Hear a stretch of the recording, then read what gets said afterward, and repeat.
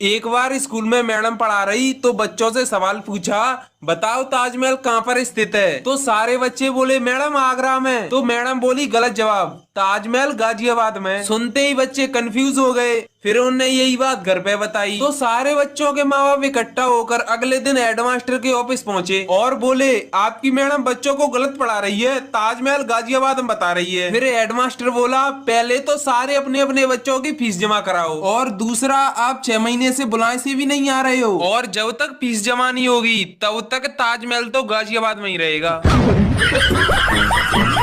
दोस्तों, एक टीचर ने पूछा बच्चों बताओ 1 किलो लोहा भारी है या 1 किलो कपास। तभी पिंटू बोला सर लोहा भारी है। टीचर बोले जब दोनों वस्तुओं का वजन 1 किलो है तो लोहा भारी कैसे हुआ। पिंटू बोला नहीं सर लोहा ही भारी है। टीचर ने कहा अरे तराजू के एक पलड़े पर 1 किलो लोहा रखो और दूसरे पलड़े पर 1 किलो कपास रखो, दोनों पलड़े एक बराबर समांतर में रहेंगे। पिंटू ने फिर से कहा नहीं सर लोहा ही भारी है। टीचर ने कहा अरे गधे दोनों का भार एक बराबर है। तभी पिंटू बोला ठीक है सर, आप मुझे 1 किलो कपास फेंक कर मारिए और मैं आपको 1 किलो लोहा फेंक कर मारता हूँ, तब आपको समझ आएगा कि कपास और लोहे में भारी कौन सा है।